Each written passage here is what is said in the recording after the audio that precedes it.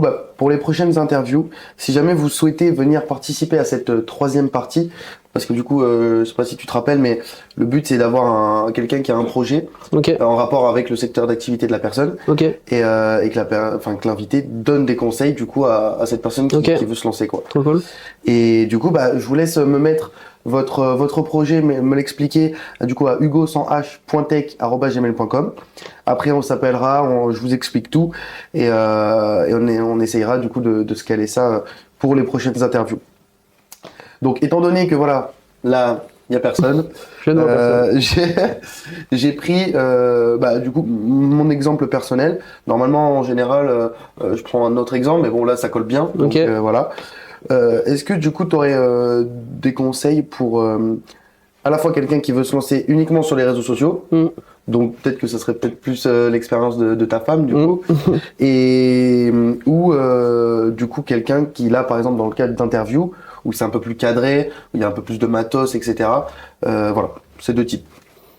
Alors, quelqu'un qui voudrait se lancer dans les réseaux sociaux, alors effectivement, ma femme y répondrait mieux que moi, mais à force de discuter avec elle, je commence à avoir quelques notions. Je dirais que vraiment, l'idée c'est de trouver un secteur vraiment sur lequel on va se baser, qui nous plaît avant tout. Parce qu'il y a beaucoup de gens qui essayent de se placer sur les réseaux en mode ouais là j'ai vu qu'il y avait de la thune à se faire, et en fait tout le monde réfléchit beaucoup trop avec la thune, et c'est une erreur monumentale. Alors c'est très important d'avoir de l'argent, mais ça se voit en fait quand on n'est pas passionné par ce qu'on fait, et les gens cherchent à suivre des gens qui sont passionnés. Et du coup je pense qu'il y a des millions de réseaux, il y a des millions de secteurs en tout cas sur lesquels on peut se baser. Je pars du principe vraiment qu'il y a du travail pour tout le monde dans tous les secteurs. Il suffit juste d'être passionné, d'avoir ce petit truc qui te fait vibrer. Et ensuite, c'est le deuxième aspect, on va dire, c'est sur la partie régularité. Il faut prendre conscience que c'est un vrai taf. Il y a beaucoup de personnes qui se disent vas-y là c'est bon, je vais me lancer. Tu vois, l'histoire des influenceurs, je veux dire, c'est l'histoire de la vie en fait. C'est tout le monde est jaloux des influenceurs parce qu'ils disent ouais putain tout l'argent qu'ils se font et tout, je pourrais faire pareil. Mais il y a un taf derrière, tu vois. Enfin, je veux dire, les gens travaillent. Alors certes, il y a beaucoup d'argent qui est derrière, j'en suis conscient. Mais je veux dire, il y a un travail et je veux dire, tout n'arrive pas comme ça.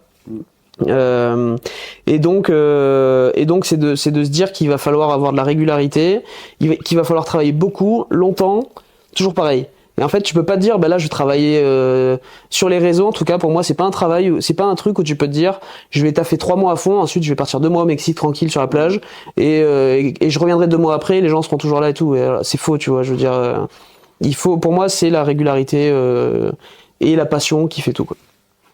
Ça, c'est pour la partie réseaux sociaux. Ça te convient comme réponse? Et pour la partie vraiment interview, c'est le conseil que je t'ai donné un peu avant qu'on commence cette interview, c'est que le plus important c'est le son.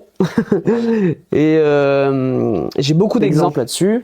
En fait, tu vas beaucoup plus facilement regarder une vidéo qui a un son qui est très bien mais qui a une qualité visuelle qui est pas bonne, plutôt que l'inverse. En gros, j'ai déjà des collègues qui ont fait l'erreur où ils avaient une qualité image de ouf, tu vois, dernière caméra et tout, mais le son, ils se sont dit vas-y, c'est pas le plus important. Et en fait, tu regardes pas la vidéo, quoi, parce que surtout pour une interview, je veux dire, on sait bien quand le setup il est beau, quand il y a un beau cadrage, à terme, tu vois, c'est ce qu'il faut faire. Mais je veux dire, ce qui t'intéresse, c'est le fond de ce qui se passe dans l'interview, quoi. Donc limite, c'est une interview, c'est triste, mais c'est plus un podcast que tu vois. Enfin, c'est hyper important d'avoir ça. Donc mon premier conseil, on va dire, c'est tout miser sur le son au début. Surtout que l'avantage, c'est que ça coûte moins cher que des caméras. Donc, tu vois, je pense qu'il vaut mieux genre filmer à l'iPhone mais avoir un micro-cravate plutôt que de filmer avec une caméra de cinéma et pas avoir de micro. Donc ça pour moi hyper important. Et ensuite c'est on vient du coup sur la partie de l'image. C'est même avant encore une fois d'acheter des bonnes caméras, c'est acheter de la lumière. Et en gros une lumière ça fait tout. C'est pareil, tu peux en avoir qui coûte pas très cher. Et c'est ça qui sublime en tout cas une vidéo.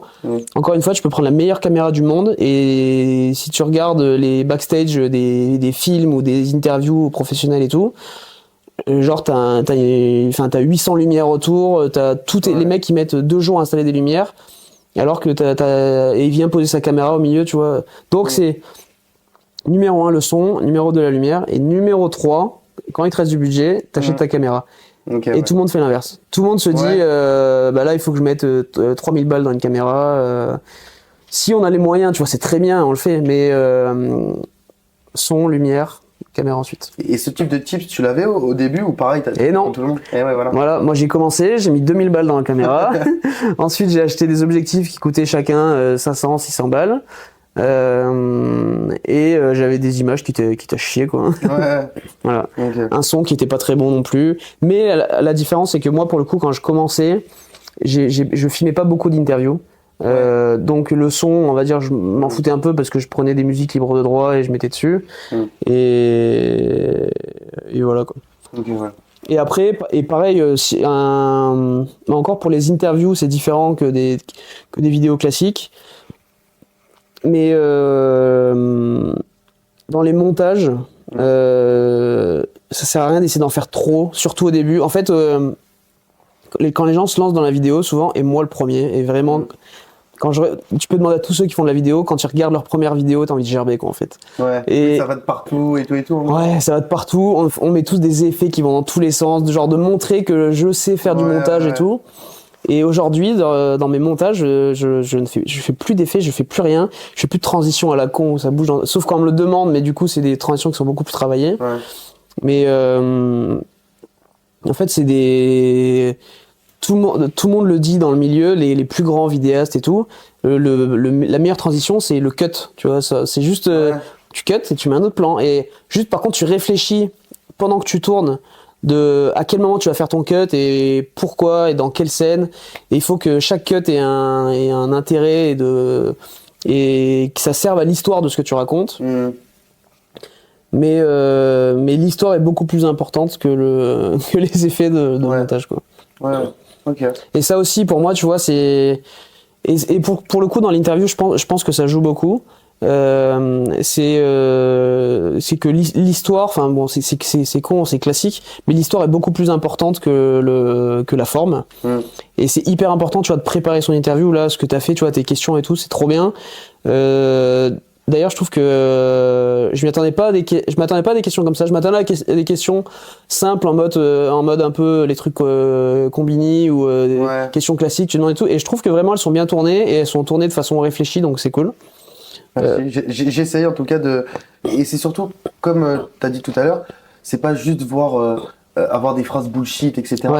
Les phrases bullshit c'est peut-être première partie avec les 10 premières questions, mais après j'essaye vraiment d'avoir une sorte de discussion et de voir l'expérience de la personne et pas voir que les bons côtés quoi. Parce que c'est ça, voir surtout le process. C'est ça. Donc non mais franchement c'est hyper intéressant et pour le coup dans l'écriture de ton truc c'est quali, donc c'est cool, bravo. Bah merci.